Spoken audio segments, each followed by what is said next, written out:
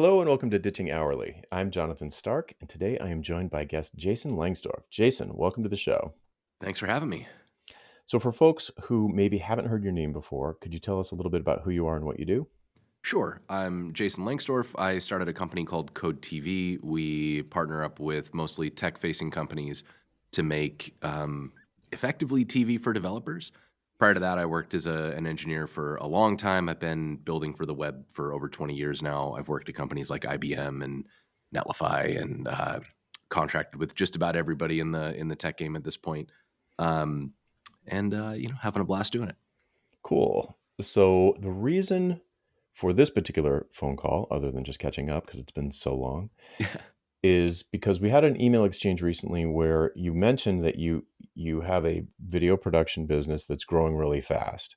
hmm And almost ironically, I've spoken with either on the phone or in Slack with video people maybe in the last 6 months. It's come up repeatedly where they feel like the whole industry is drying up and everybody's got an iPhone, so who needs like good video production and that kind of thing. And so your situation really stood out to me. So I asked you to come on, and thank you for saying yes, to kind of talk about what's working for you. And like maybe let's start with why you think, or if you think the industry is drying up, and if so, if there's a reason. Um, I think the thing that's really challenging is that we're definitely an industry in transition, and I think that's been true for a while now. I think leading up to the pandemic, we were in a situation where it just sort of felt like you could do anything you wanted because there was unlimited money. Like every company was valued at $1 billion, and it seemed like getting a D round was really easy. Like you got a seed round by just bumping into somebody on the street in San Francisco, and as a result, all these companies had kind of like unlimited funds and no real challenges. So they were just sort of, let's try everything and see what works. And I think that led to a market where you could kind of do anything and you'd be able to make money doing it. And as we've seen, that's not true anymore. Hmm. But I don't think that means that the industry is dried up. I think that means that the industry has realized that you can't just operate on vibes. And I think that we were sort of taking an approach where if people think we're cool, that's enough. And I think that there is something to the positioning yourself in a way that you get a lot of affinity from the community that you want to be part of, but that can't be the entire strategy. Yep.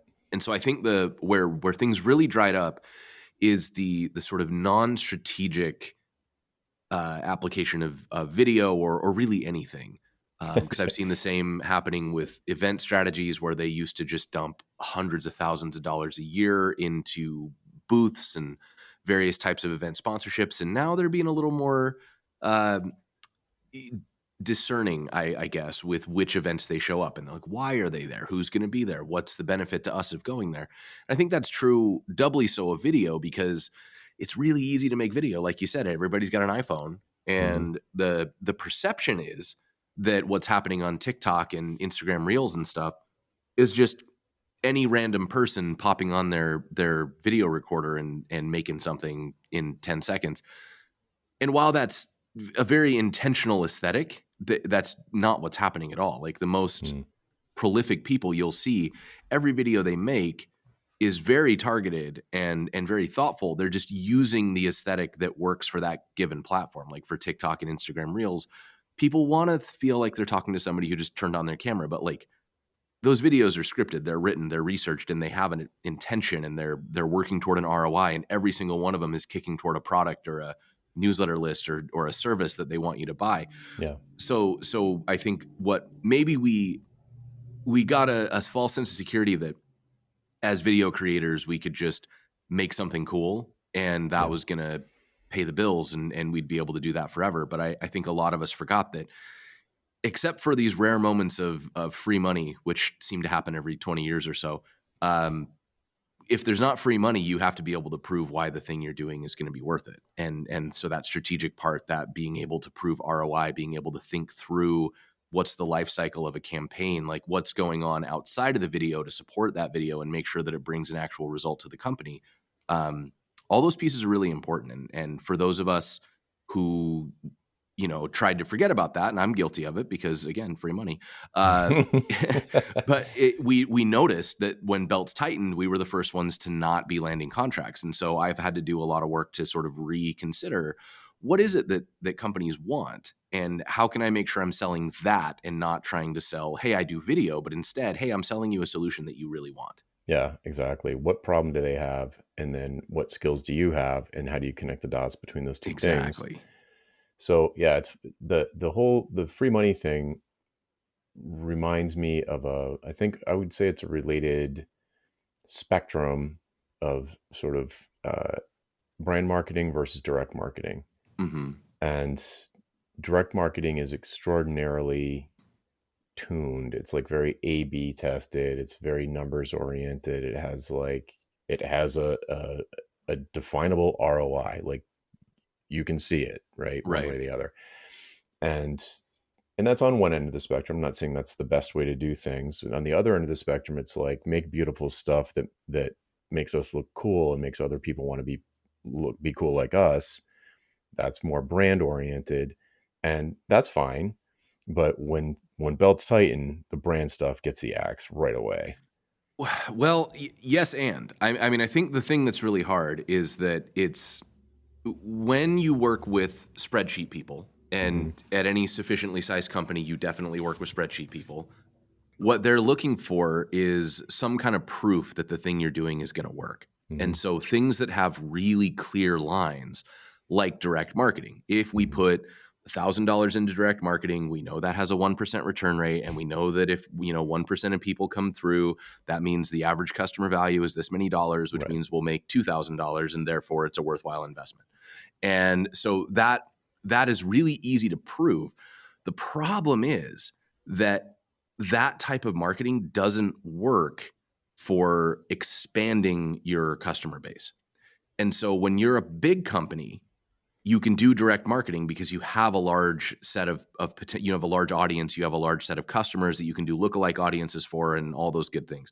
When Hmm. you're a smaller company, or when you're a company introducing a new product, you don't have that. So you can spend a lot of money on direct marketing, and you're just marketing to people who have already purchased or tried your product and decided they Yeah. don't want it, right? Right.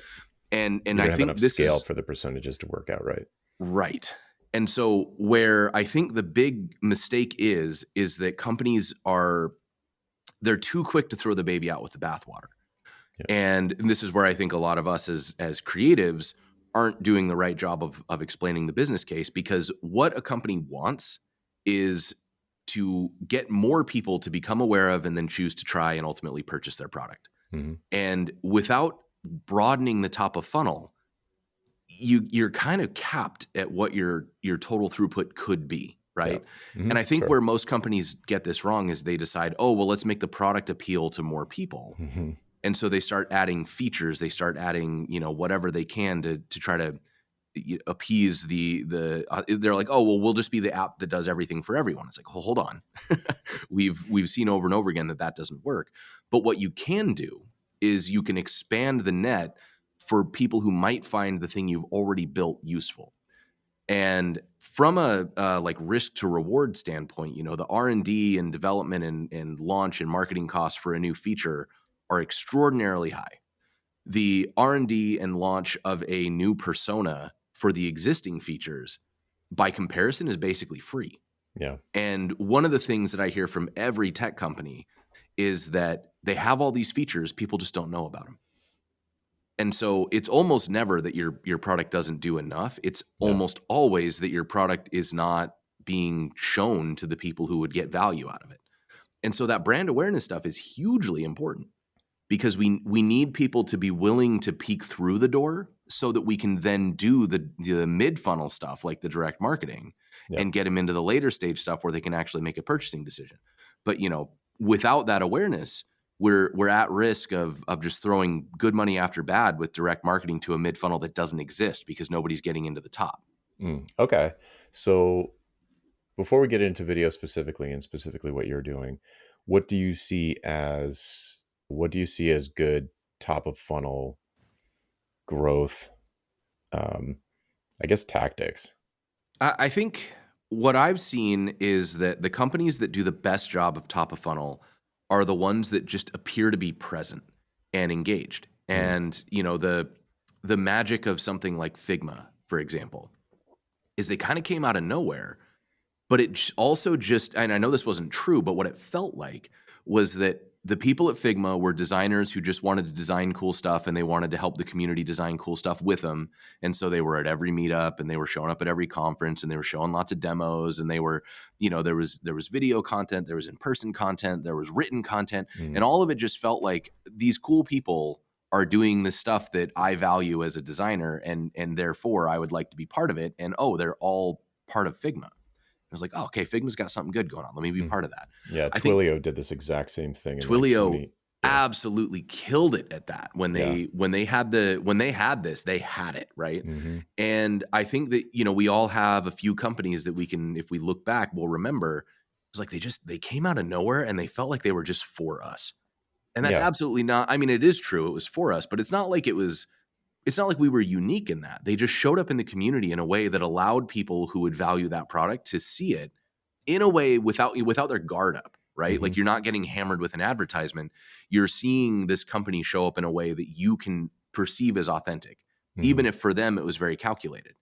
Right. And from that, you are then willing to consider, so that when the direct marketing shows up, when they're sponsoring an event, when they have a booth, you're thinking to yourself, you know, I've been seeing them around and they seem like cool people. Let me go check this out. You walk up to the booth and say hello. Now you're getting a direct sales pitch, right? Yep. And that wouldn't have happened if they had skipped right to the booth. You would have walked by going, I've never heard of that company. Exactly.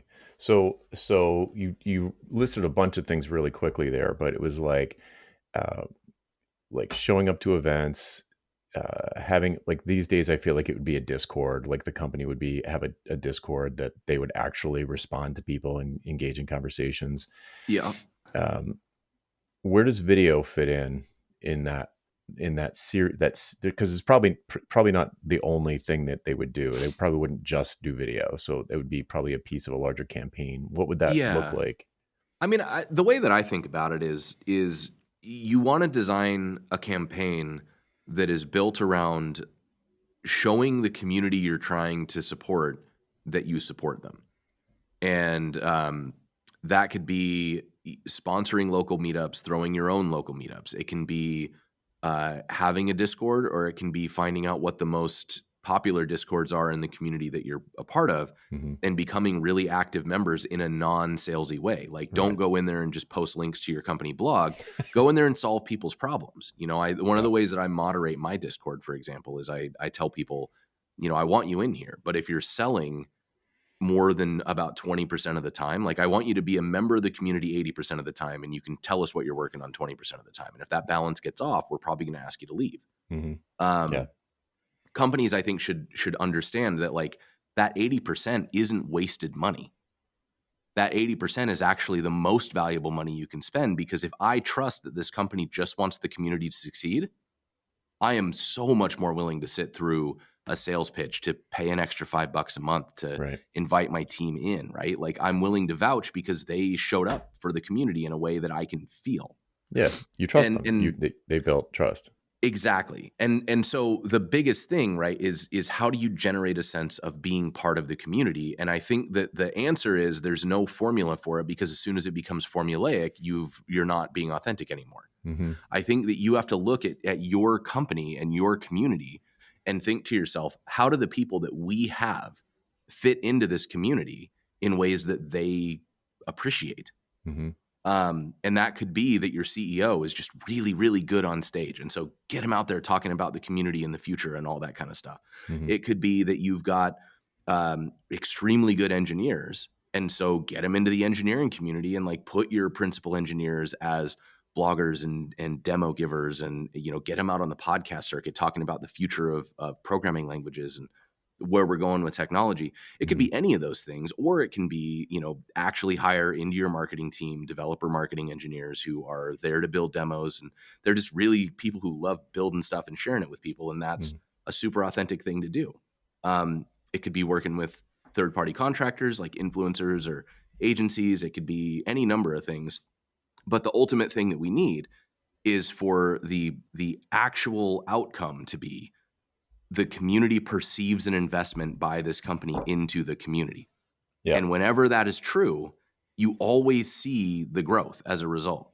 And when that That's a great way ceases to to be put it. true, you immediately feel the flat line of that Yeah. company's They growth. jump the shark. Yeah, Mhm. exactly.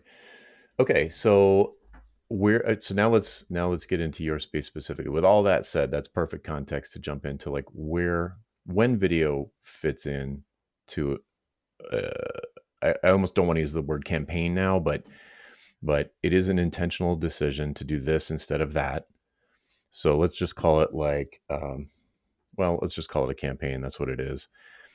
But it's a genuine desire to support the community for whom the let's say Mhm. it's a software because that's the space you're in Yeah. uh, is meant to support. So Right. it's genuine, but it's still like you don't have infinite money and infinite time and infinite employees. You have to like decide what you're going to do. So what do we decide on? Okay, this will be the campaign, the group of activities with a clearly defined goal of making it clear that we're investing in this space and we actually care or give a crap or whatever. So Yeah. where when video fits into that picture, uh, how do you see it fitting in? Or I mean, you can just go because it's kind of sounds like what you're doing. So you could just kind of describe how your business works if that's an easier way to answer. Yeah. I mean, it's probably easier for me to say this is what I do because to say what should be done is maybe a little too sweeping Yeah. for me to claim. Um, in my case, the way that I look at it is, I come from the dev tool space. My prior experience was, I was implementing dev tools at IBM, and then I worked on dev tools at Gatsby and Netlify. I eventually ended up in tech leadership, and I was the VP of developer experience, which is the developer relations arm at Netlify, and then I was also the acting VP of marketing for longer than they should have let me do that. Wow. But um, and so in those capacities, I was solving this problem from the inside. And now that I'm on the outside, what I'm trying to do is think about the things that held me back as an executive. Right, the biggest things were time, resources, and cross functional sticking points. And so, if I, as the VP of developer relations or developer experience, wanted to do something that included, say, a landing page and some video production, well, I didn't hold that budget. The marketing Oh, team will hold that budget. I see. Yeah. And if the marketing team wanted to do something, they needed the developer experience engineers to make the time to build the demo. And usually that came without any sort of buy in to like drop projects they were already on. It was like, hey, can you also do this? So they're getting Hmm. overloaded. And for a small company, they don't even have a marketing team or developer experience engineers. They just have, their core team of 20 people who are all more or less working on the product full time. Right. So what I'm trying to do at Code TV is think of it as, the big blockers are, well, how do you find a good video production team? Like how do you actually get quality video? Hmm. If you've never done it before, what are your heuristics? Like, have I seen them on TV? Well, all the good agencies don't put their name on their commercials. So how do you even Right. find them, right? So now you're kind of in this weird research rabbit hole. And once you get there, how do you know that they understand your space? Like, how do you know that they're going to tell a good story for a dev tools company? Right. Usually they can't. So they're going to end up either putting that burden on you, or you have to hire another contractor who's kind of a writer that understands the space. So now you have a technical writer. So now you have two different contractors. And then third, if you want any kind of demos, you either have to build those in house or you have to hire a third person or fourth person, depending on where you're at, Yeah. to build out those demos. And so it starts to turn into this huge resource nightmare. And in my case, in my specific experience, I am the center of that Venn diagram. I know how to do high quality video production because I figured that out when I was at Netlify, and I Mm. dug through the process of hiring agencies and learning how that space works, and how to find somebody who's skilled and has a good day rate, and which pieces you need and which pieces you don't. I've also been an engineer for 20 years, so I know how to build for the web, and just about any product, I can understand it well enough to show how it works. I Yeah. might not be able to build new features, but I can certainly, give me a couple weeks with it, and I'll be able to make you a demo and show you how it works. Hmm. Um, and then finally, I have the skill as a writer and storyteller and performer to either write a script and put somebody else on camera or be on camera as the face of the thing. And so for me, if I was at Netlify and I had the ability to come to me and say, give me, like, I have this idea and I don't Hmm. have the resources. If I can pay you, just you, and you go out and execute this thing at the level that I need it to be executed at, that makes my life so much easier, and it avoids me having to get 4 different leadership teams aligned on how we do this. It avoids me having to get permission to use budget from this thing over here when I could just say, no, this is a developer relations thing. Hmm. Um, all those different problems kind of start to evaporate, and now it's one budget. And the other thing too is, because I'm doing all this in house, a lot of things that would be marked up 2 to 3 to 4 times through an agency are Yeah. only marked up for me. Like, I'm the one doing the work. So you're only paying retail once, not retail for the contractor who works for the agency, who hires the writer, who eventually sells it to the DevRel team at like a 400% markup. Mm. So the thing that I've noticed is because I'm looking at my specific set of experience and strengths and my niche, I can offer things that, like, if you went to an agency right now and you said, hey, we want to make an episode of Web Dev Challenge, which is the show I make that's modeled, that it's like the Great British Bake Off for web devs. Okay. If you went to them and said, I want to make that show, they would come back with a quote of somewhere between $150,000 and $350,000. Now, that's before you factor in what it would cost to get somebody to write the content, and before you factor in who's going to actually judge this stuff and make the challenges, all those things. This is just to shoot and edit and deliver you something. Yep. Then you got to come up with all your back end to create social clips and know which ones are going to actually play, and then do the promotion, run your marketing, get the organic promotion going, get the paid promotion going. All of that adds extra. So instead of being like 150 grand for the episode, you're also looking at probably 30 grand in contractors for writing, another 20 to 30 grand in different promotional things and all that stuff. And you're around like $200,000 to $300,000 to get this thing done. Hmm. If you come to me and you say you want to do that, it's like $40,000 to $60,000, because I'm not marking up everybody's stuff. And Right. so I'm charging a lot. Like, my hourly is very high Hmm. if we work out what the hourly is. But, like, my project rate is going to be significantly lower than an agency's, because my unique Venn diagram of experience means that things Hmm. happen in-house that would otherwise have to go through a chain of subcontractors. So all of that combined Hmm. basically means that I can offer something that is very competitive for the companies, because they don't have the in-house teams to do these things, or they don't have the cross-functional collaboration to solve these problems. And I can do it at a cost that's probably a third of what they would spend to hire a single person in their marketing team per year to Yeah. do this work. And it comes with no follow-on risk. Like, they do it and it either gets results and we do it again, or it doesn't and they don't work with me again. And either way, it's a controlled fixed cost. It gets it off their payroll, and it just becomes like operational expense, as opposed it moves into what is OpEx instead of Yeah. CapEx, or I don't remember exactly how that works, but Hmm. um, yeah. Yeah. So So that's a giant response. Sorry. no, that's great. And just for the listener, I want to kind of unpack a little bit of that into like a more general terminology, in hopes that they can try and apply it to themselves a little bit. But there's a couple of Sorry. things here. No, it's perfect. It's perfect. So one thing, you mentioned hourly rate. You don't charge by the hour, you charge by the project. You were talking about an effective hourly rate, like what Yeah, like if I essentially do the the math to like profitability. how many hours I put in. Yeah. Yeah. So I just wanted to call that out. Also, in a sense, your in your skills, because of that Venn diagram, you're a little bit of a generalist versus a specialist, because you're serving basically 3 roles to create this turnkey situation. And a lot of times I talk about specializing so that, because the full service agencies can have a really hard time. And one of the things I'll tell them to do is specialize. But what your specialization, where it comes in, where it's really important, is that you have a very, very specific niche.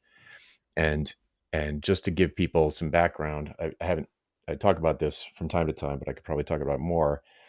I picture an Etch-a-Sketch, which maybe is just dating me kind of, but if you imagine an Etch-a-Sketch that has the 2 dials, and the drawing can go up or down or left or right, and you can kind of dial in a specialization on the Etch-a-Sketch. When you have a very, very specialized niche or target market or ideal buyer, like the people that you're selling to, when that is very specific, you can be, and maybe should be, a little bit more full service, a little bit more general, for the exact reasons that Jason's sharing here. If you don't have a specialized niche, and you'll work with anybody who has a heartbeat and a checkbook, and the heartbeat's optional, then you need to be very specialized. Otherwise, you're just going to be this everything to everyone kind of, wandering generality. So just wanted to call that out because I can hear people listening and being like, wait a second, he's not specialized. He's not just doing video. So, but that's fine because your niche is so specific. So in case it's not obvious, tell people like who your ideal buyer is so they get a sense of how specific you are. Yeah, I work with dev tools companies specifically. So if you are a company that sells solutions to developers in the web development space, then that's my target customer. So typical tools there would be Netlify. What are some other ones that right now? Yeah, any of the ones that have money right now are the AI companies. So the Open AIs, like I just did a project with Google Gemini. We've done projects with like Microsoft and GitHub's Copilot. Hmm. But like tools that kind of like the idea of, in a gold rush, sell pickaxes to the miners. Yeah. The companies that have made their entire business pickaxes, those Okay. are my ideal customers. Got it. Okay. So that's very specific. Like that, Hmm. off the top of my head, it's tough to guess how many people would be in that market, but it's not millions. It's probably I like doubt it. it's probably low thousands, maybe I, 10,000. I think we might be in the hundreds of thousands with global developers. Okay. In terms of companies that would purchase my services, yeah, probably in the low thousands. Yeah, which is a perfect size market. Like, as David C. Baker says, you want it to be at least 2,000, but no more than 10,000. If it's more than 10,000, then you're probably not niche down enough. So, with your customers, what kind of, we talked about like, oh, geez, people want results in the private sector. Who knew? How do they prove to themselves, or you prove to them, or they just see the ROI from a project? Like, when it's done, why do they say, oh my God, I'm so glad that's the best money we ever spent? What are some examples of what they're looking for?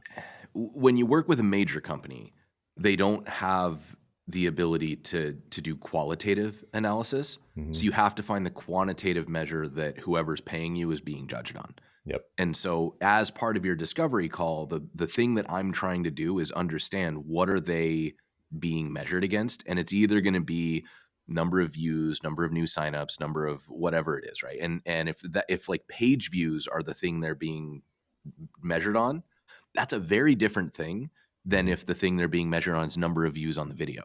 Hmm. Yep. And I will take that into account. So I'll see things that are on the quantitative side, and this is all I would argue that these are not good metrics without a tethered qualitative metric, but Hmm. they're very common. Page views, visits to the docs, views on the video itself, uh, number of like comments on the video is a big one that shows engagement. Hmm. Number of like organic shares across Twitter and Instagram and stuff like that. Uh, and then the less quantitative, but well, I mean, they're still quantitative, but they require a bit of second and third order thinking. Is the biggest and most accurate measure I've seen is if you launch a video and what you're trying to do is get people to try your product, you should be able to see from the date that the campaign launched over time a deviation from standard on how many people are signing up for your product. Hmm. And if your campaign is effective, it should be notable. And so when I was at Netlify, this was something we would do is we would kind of plot the date and say, all right, so up to this day, we were getting X hundred or X thousand people signing up for the product every day. Hmm. Since we've launched this campaign, we've seen that number has increased 8%. Now, that is not solely attributable to my team because Right. any company is working lots of different ways in lots of different, they're improving onboarding, they're launching new landing pages, they're tweaking the language on the buy now buttons. All sorts of stuff is happening that's going to improve that. Hmm. But what we can show is when we launched this campaign, we saw things go up. And there will be other things that we did. But if there's not something that launched on exactly the same day, then we can usually say, well, look, here's the point where it deviates. Here's Hmm. where the campaign ended, and we see it start to level out again. Hmm. Right. Now, Yeah. that requires patience and that requires follow through. And this is one of the things that's so hard about this sort of thing is like, you can't just launch an audience affinity program and expect that to be out for 3 days and then go, great, we're done. Never need to think about that again. It's a multi-month, ideally multi-quarter commitment. Like you're looking Yeah. 6 to 12 months to really see the benefits of this. And if you're thinking about why you're doing it, it should just be part of your company's core values. Most companies don't have the apparatus to actually do that. So you got to think of something that's in like, can I convince them that 90 days is long enough? And if that's Mhm. the case, we start going to qualitative metrics. Yeah. And we look So at things like long tail. mhm, Is there a good long tail? Like people are still finding this and watching it. Are we mhm, seeing positive chatter about it on social media? That's a huge one. If you can do social listening and see what people are talking about, mhm, did sentiment improve around your company in the days following this launch? mhm. That's such an underrated thing, because one of the things that I've noticed is that most companies, what they value more than anything is the organic mention. Yep. And what they assume an organic mention is that they didn't do anything. They built the perfect product and people are noticing. But what an actual organic mention is that the company has done a good job of showing up in ways that people were willing to be curious. At which point they say, "Man, have you been seeing this cool stuff from Netlify? Like, it's Yeah. pretty awesome what they've been able to accomplish." Yeah. And I think that is a really impressive. It's one of those things that when you're doing it right, everybody's going to attribute it to organic growth. Yep. And this is why it's so hard, why the marketing teams that are really good tend to get the axe first. And Mhm. why, like you'll look at these DevRel teams, like the Microsoft DevRel team that more or less completely rehabbed Microsoft's image in the like 2010s. Yeah, that was wild. It was like every single big hitter in the DevRel space and in the engineering space in general showed up at Microsoft at the same time. They all did 4 years. Over that 4 years, Microsoft completely transformed its public image. Yeah. People started taking it serious again. We loved it. We thought it was cool. And then those people hit their 4 year cliff. They all left, and Microsoft has been stagnant ever since, right?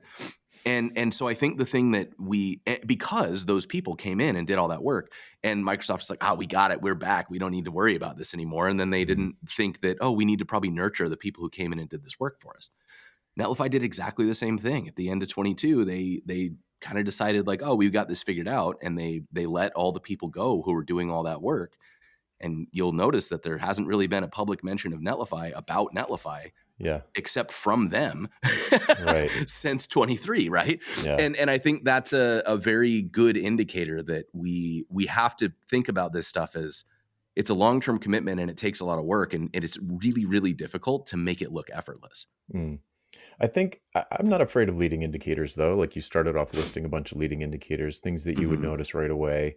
Yes. And certainly, if you end up having really good long tail results with a series of clients, like that makes a really nice testimonial or a case study and say, like, look, I can't guarantee what's going to happen in 6 months or 6 years, but other people we've done these sorts of things for, it went like this for them.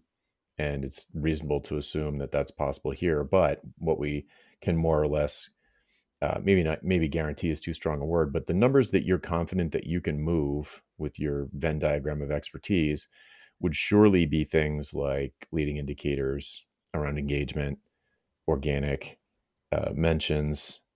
One thing I want to loop back to, page versus video views. Let's loop back to Mm. that. I don't want to put words in your mouth, but you did start to allude to the fact that if you know what your buyer is going to be judged on, what they're going to be measured by, it changes what you actually do. Yes. So it's not just like, okay, that's the thing we're going to measure, and I'm just going to go do my normal best practices. It actually makes your work more effective, or it certainly makes it different than what you would have done had you not known it. Well, I mean, I think it's sort of this is the challenge that I've had, and it actually makes my sales process more difficult. Is I don't have a menu of things you buy. Because I want to start with, well, what are you trying to solve? Hmm. And I know that probably it's going to be one of like three main directions we go, but there's so much nuance in that Yes. if I were to put it into a menu and say we will do video that gets you, page views, for a lot of people that's not what they're actually trying to solve. Yeah. And to leave it at that, when I know that in the first conversation we'll hear what they actually need and then adjust, it makes it hard for me to write it down as like a like full. It is turnkey, but the initial discussion can't be, and Yep. that's made it challenging for me to figure out what I'm selling to somebody who's not willing to have that first call. Oh yeah, yeah, Um, yeah. Well, for sure. I mean, what you're doing is it's very focused on the market, and you've got this. It's not a productized service. You're giving individual prices for each client, each situation. It sounds like, because you give a range, and yeah, I think it would be perfectly normal to have a sales conversation at that price Right. point and for what you do and the way that you want to, and the level at which you can operate, which is a high strategic level to actually deliver ROI, is it's a good fit for the model you have. How do you get out of those? How do you get to the sales call in the first place becomes the Right. trickier thing. But if you have, well, it's kind of the same thing that they have that you're doing for them, is like organic mentions, referrals, testimonials that are like, maybe in your testimonials, it's like a whole bunch of different leading indicators from different people. It's like, oh, we were really trying Mhm. to move page views and it went up 10% after this. And then other people are like, oh, what we wanted was conversions of free trial. We wanted more free trial signups. Mhm. So, and I also can imagine, not to put words in your mouth, so you tell me, but if someone came to you and wanted unrealistic results, they thought that hiring you is going to produce some sort of totally unrealistic results, like, I don't know, like doubling their revenue or something silly. Like, how would you approach that? I'm assuming you'd be like, I can't guarantee that. I can, do this. And if you think that would lead to doubling your revenue, that's up to you. Yeah, I tend to try to the biggest thing for me is, like, I want people to feel like they're understanding what's happening. Like, as much as I want this to be turnkey and low stress for my clients, I also wanna make sure that they are aware that there's no magic happening. The trick for this is, like, I don't want you to think that you're coming to me and I'm doing something that you couldn't do in-house. I want you to come to me because you know how hard it is to do, and you don't That's a want to good point. manage it in-house, Right. right? And that tends to really help shape the conversation, because if you come to me thinking that you're buying magic beans, Yeah. then your expectations can get completely out of touch with reality, because magic leads to magical results. And I am trying to basically be a um I don't even, like, a fractional marketing team. I am the ability to get a fully functional cross-functional team that is temporarily available at your disposal. Now, I can't do anything that you couldn't do in-house. So, so I'll need the same resources, I'll need the same, the same, existence of time and all the like, the Yeah. product still has to be good. Like, I can't do magic, right? Yeah. Yeah. And so when companies come to me and they start talking about their expectations, I will start to temper that by saying, okay, so tell me what you've tried and what have the results been? And if they tell me, oh, well, we did this thing and it doubled our revenue, well, now that's actually a realistic conversation because they've done it. All Hmm. right. Well, how'd you do it? Let's talk about that. Can we repeat those results if you pour the same amount of gasoline on the fire? And Hmm. if the answer is maybe, then yeah, hell, why not? Let's try it. Yeah. Fair enough. But typically speaking, that's not the case. And you'll say, Mhm. well, what have you tried? And they'll say, oh, we've tried everything and we can't move the needle. It's like, okay, well, let's not assume we're going to get a miracle here. Let's assume that we can get the needle to move. Yep. And that tends to frame the conversation a little bit better. Usually when they come in unrealistic, we tend to scope way down and say, all right, what's the project we can do to prove whether or not this is going to work at all, Yeah. that's an acceptable risk for you, Mhm. and that makes me feel like we're at least putting enough into it that we have the chance of a result. Because if we scope down to, like, hey, will you just, like, talk to your phone for a few seconds and put it on Instagram? Sure, that's not going to get you anything, though. Like, you'll pay for a dinner for me, and then we'll all be sad that it didn't get any results. Like, Yeah. Yeah. so it has to be enough of an investment to have a real fighting chance. Yeah. But, like, at the same time, you probably don't want to take a $500,000 swing if everything you've tried has failed to move the needle. How common in this particular space, how common, the dev tool space, how common is it for video to be a part of the moving the needle solution? So increasing awareness and trust, brand awareness and trust, like, what are, is it like 90% of the time they're going to have to be doing some kind of video, or is it more like totally not necessarily, and there's like complete different way to do it? I guess maybe the things that we talked about earlier. But if they did have $60,000 to spend, Mhm. how sure are you that video is going to be a component of that solution? What I would say to somebody in that case is, what's the thing that you can consistently execute on? Because if you've got somebody inside your company who is great on camera, Mm. but they will not make a video, it doesn't matter how much money you throw at it if they're only dropping something once a quarter. Yeah. You're never going to get the traction because people don't know to expect it. It's not consistent enough for people to start to be excited when a new one comes out. Yep. So if for that same 60 grand, you've got somebody who is a prolific writer, and you could maybe get some illustration, maybe do some coordinated marketing to like, yeah, cross post those to popular places like Reddit and dev.to and the other places where developers hang out to try to Hmm. boost their profile. Yep. That would probably be a better use of that 60 grand because that person is actively doing the work Hmm. to write and they're Yeah. consistent at it, you know? Consistency. Yeah. I would say if all things being equal, if you're a consistent writer, consistent video creator, consistent conference speaker, et cetera, probably the most bang for your buck is video, because video is so much easier to repurpose. And you can do something like create a video that is a demo of the product, and that can serve as a webinar that's behind an email sign up.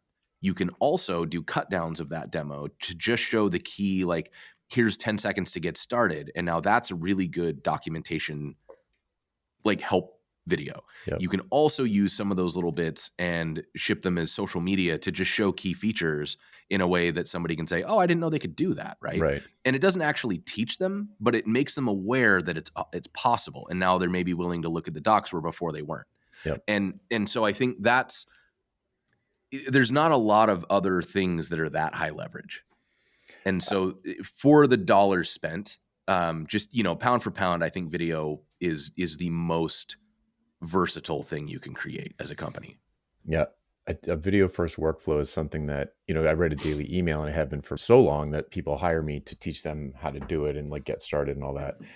And occasionally someone will come along who has a video first workflow for their content creation. And it's not really about a daily email, although it will probably go out that way.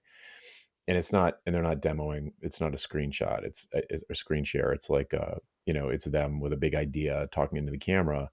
And then they'll turn that into an audio episode for their podcast, and they'll turn that into an email. And they're just so comfortable. They're usually younger, and they're so comfortable just talking into their phone. They get an idea, they talk into the phone, and maybe they do it live and it just goes out, and then they just repurpose it like crazy. Yep. I agree with you. It's probably the most flexible format if huge if you can be consistent with it, because personally, I can't stand working with video. I would never do it. I can't be consistent with it. It's too much waiting for the render, and then it's done, and then I had this aspect ratio wrong, and or the camera was blurry, or it's to me it is. I would have to outsource it to do a lot of video. And you can for fairly cheap. And that is something that I think is really important, because I also don't like editing. Yeah. And I pay somebody to do it. Okay. And it's not like a ruinous expense. So okay, that's very interesting, because I think a lot of folks, let's turn this around especially for the people who are in this situation where I think that they might be the kind of people you would end up hiring because they've gone down market, because they think that like, oh, this is going to take a lot of time, and I've got this hourly rate, and I'm not doing anything this week anyway because my phone hasn't been ringing. And the fact that you, maybe this is just me being a non-video production person, but the fact that you are getting paid, a high amount of, let's say a high amount of, or amount of money that they'd be happy to get, but not doing all the work yourself and outsourcing the sort of hands work, or the lower value work to other people, is very interesting. So with that in mind, not that you can give advice to people like what's going to work for them, but how would you, let's say someone has like really good, they can really do high quality video. Like they've got the equipment, they've got a studio, probably they've got the stuff, they know what they're doing, and they've been in business for a little while, but just no leads. How would you talk to them to get them thinking in the right way around where they could add value and justify, like with a straight face, go to a company and say like $60,000 for you should hire me for 60 grand because it is a bargain compared to X, Y, and Z, or whatever. Like, what would be your high level approach to getting them to think differently about it? I think the thing that is really challenging, if you come from the agency world, like a lot of my friends now came the other way, where they were very high production agency and they've been like niching down. And if you come from the world where you work for companies like Carhartt and Microsoft, and every project is six figures minimum, and honestly, Mhm. that's pretty low if you get to the low Yeah. six figures. It can feel like a step backward to scale down. And like I feel that now, if I've hit the scale that I'm at with something like Web Dev Challenge, and somebody will ask me to do something that's lower scale, and my initial reaction is like, that doesn't feel big enough for what I do. Hmm. So part of it is recognizing, what's actually on the table, and like what do you need to survive. And if you can't get the six figure projects, does that mean that they are out there and you're failing to win that business, or does it mean that they're not out there? And I would say right now, they're not out there. Like even the companies that are in-house agencies for the FANG tech companies, they're still just not busy the way that they were. They're, instead of having 5-year contracts, they've got quarterly contracts, and those have been Hmm. slashed by 60%. Like if you're in that market, then you're in a very different place than somebody who's just starting out and trying to figure out how much, what can I charge? Like, is it too much to charge $15 an hour to be a video creator? There's so many different angles that you can be coming in. But I would say the thing that I've noticed is that everybody who gets paid what they're worth is somebody who finds a way to be genuinely excited about what they're doing, Hmm. and who genuinely understands why somebody would benefit from the things they're talking about. So if I am, for example, like I love food. I'm really big in the Portland food scene. If I wasn't in tech and I had this year, like if I suddenly got like ousted from tech and I had to start over again, Right. Yeah. what I'd probably be looking at doing is I would look at where are the spaces where people will spend money? Well, people will spend money to make little promo videos of their food. It's not very much. Um, People will spend money to get reviews of their food. They will actually pay reviewers, sometimes just in meals, which can be great, or sometimes a little bit of money. There are a lot of companies that will pay to get their products demoed. Like there's a friend of mine, Bryn, and his wife do. Oh crap, I'm going to forget the name of it right now. It's a Oh god, I wish I could remember the name of it. They I'll put it they in the run show a notes if you come up with it Yeah, I'll after. find it and put it in the and give it to you. But they do a their whole business model is like, we took every model that gets recommended of this pan or this knife or this recipe, and we use them all, and now we're going to rate them. And they're really brutal in this, but companies will pay because they know if they get a good rating, like that is a highly trusted like set of influencers who Hmm. are not, you can't purchase them.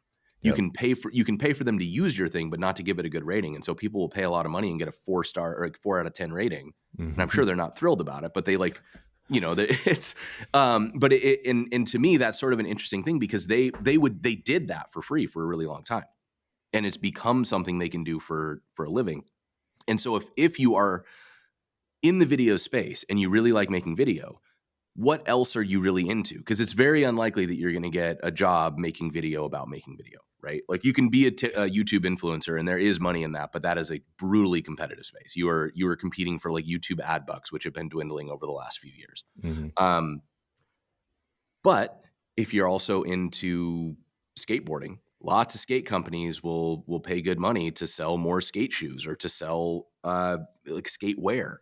Fashion is a big thing. All these influencer topics, if you're creating at a level that is both authentic and high quality, there's a lot of money in that, and you'll Hmm. see these people who are on Instagram as creators, and they create clever transitions in video, and then a company will pay them. Like I saw one of them went to Disney World and like did this interesting in-camera transition video where they were just using techniques and tricks that they had learned and developed. And Disney was like, "Oh, come do that as like a tourism video for us." They I got don't paid to even do know that. What does that mean? I don't even know what that means. A Like if you've transition. ever seen those videos where like an influencer will like throw their clothes in the air and then they'll jump into it and Okay. then they're like wearing the clothes. Yeah. Those types of like transitions and quick edits and clever edits and stuff. These are people who were just having fun with video. Yep. And then they figured out that if the clothes they wear are branded by Balenciaga, like, dang, they can get paid a couple grand to make that video, right? It doesn't have to be free. And Mhm. obviously you've got to build a following, and it's got to be, so this is why it has to be something that you really like, you care about the result you're delivering, because if you're doing something that you enjoy and you're delivering something that people find valuable, Mhm. then the brands they just want to pay to get in on that. And that was very much what happened to me. Like, I was doing this stuff because I wanted to. Like, Right. I couldn't get anybody to buy Web Dev Challenge when I started. I had to basically pay out of pocket. I got the first episodes that I did were all remote because I didn't have the budget to do them the way I wanted to, Uh-huh. and I had to leverage those remote ones to get about a third of what I needed to run the show. And then I just paid the other 2/3 out of pocket and took a huge risk, like drained my bank account. And I was like, okay, this has got to work. But as soon as people saw it, Yeah. right, they saw what I was doing, and suddenly they understood that I didn't have to sell it anymore because they could see it. And they were like, oh, I see what you're doing and I want that. And then Yeah. suddenly I had sold a whole season. That's wild. This might be oversimplifying it, but it also sounds like the review channel that you're mentioning, where you're in this space that you like, so you're like a member of it, and you use your skills to turn yourself into a proof of concept influencer, let's say. Yeah. Well, I think like influencer is one of those words that I think is highly loaded because people hear it and they recoil and they're like, well, I don't want to be an influencer. But every one of us is what the actual definition of an influencer is. Like, it's not the shallow Instagram person who doesn't actually do anything or know anything and is just really good at taking like short clips of them walking. Like, an actual influencer is somebody who is respected in their field and is like excited about it, so people want to hear what they have to say. The Yeah. original bloggers were influencers. The original, like, if you're a photographer, if you're a videographer, if you're a writer, we're all out there influencing our friends. And when we sit around a dinner table and we tell our friends about a book we just read, we're influencing our friends. Like, to make sure that you don't immediately write this off, like, I think to anybody listening, don't think of influencing as like finding a way to, what angle can I take to convince people to do something that'll pay me money. Think of it more as like, okay, when you're out in public, what's the thing that you talk somebody's ear off Right. unprompted about? Hmm. And if that's who you already are, just find a way to share that with a broader Yeah. audience. And I promise you there's money in it. Yeah. Yeah. Not immediately. You have to take a risk, but any business is going to have that. If you are consistent, like this is the thing is everybody's like, well, you can't make money doing that. And it's like, well, not if you do it for a week and a half, right? And honestly, not if you do it for 9 months, but if you do it Hmm. for a year, for 2 years, like the opportunities show up. Because the joke I always make is that a career is a pie eating contest where the prize for winning is more pie. And so the thing that you continually do, you're showing everybody how to treat you. You're saying, this is what I am and this is what you can get from me. And Yeah. so if I'm out there and I'm saying, you can, like, I make this, you can pay me to make this, then people will think to themselves, should we pay them to make this? And at first, everybody's going to say no. But as you get more experience, as you work with more companies, as your portfolio grows, people will start to say, yeah, maybe we should. And then you'll hit a critical mass where everybody goes, yeah, we obviously should. And then the only barrier is whether or not they can afford it. But Jason, I need money now.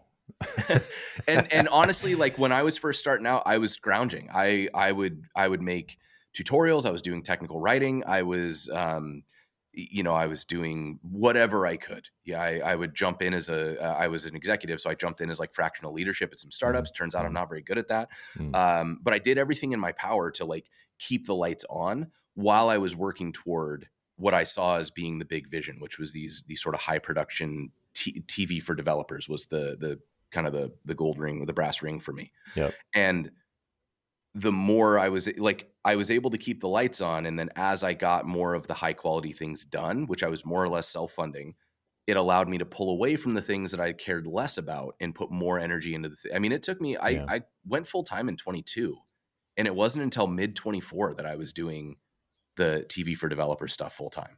So it took me a solid 2 years of like kind of taking whatever jobs I could get to just Yep. to keep the lights on so that I could build up the runway to do it the way that I thought I wanted to do it. But Yep. once I hit momentum, it's only been accelerating from Gets here. easier. Yeah. Once you have the flywheel going, it's hard to start the flywheel. It's really, really hard to start the flywheel. But I Yep. will say I'm not special. Everybody I know who has been willing to push through, like, it might take 6 months or it might take 18 months or it might take 2 years in my case, but being willing to keep pushing on that boulder. Hmm. Once it starts rolling down the hill, it doesn't stop. It's Yeah. just, we all like there's that meme that gets shared every once in a while of like two people, one of them's digging and he turns around and gives up and he's like this far away from the gold, right? And I think that's, there is a point at which you can kind of assess things and say, I've spent tens of thousands of dollars and thousands of hours, and I do not feel like I'm even enjoying this anymore. So is it worth continuing to go? Yeah. Sure, fine. But like, if you're still enjoying the thing, then just keep doing it. Like Yeah. it's You're going to already work. winning. Yeah. Yeah. So this is a constant, how do you know when to quit? So if people are asking that question really early, I'm like, don't do it. If you're already wondering how long you should try this until you quit, you're obviously not looking forward to doing it, or you'd already Right. be doing it. So it's probably not the right choice. I know we got to wrap up. So where can I send people to find out more about what you're doing? Maybe watch some TV for devs at Code TV. The best place to go is codetv.dev. And then you can find a whole bunch of links for me at jason.energy/links. Jason.energy/links. Excellent. Love it. All right. Well, thanks so much for sharing your expertise with the folks. Hopefully, we build up some more video businesses, maybe be competition for you. Absolutely. I'd love it. Thank you so much for having me. This was a blast. All right, folks. That's it for this week. I'm Jonathan Stark, and I hope you join me again next time on Ditching Hourly. Bye.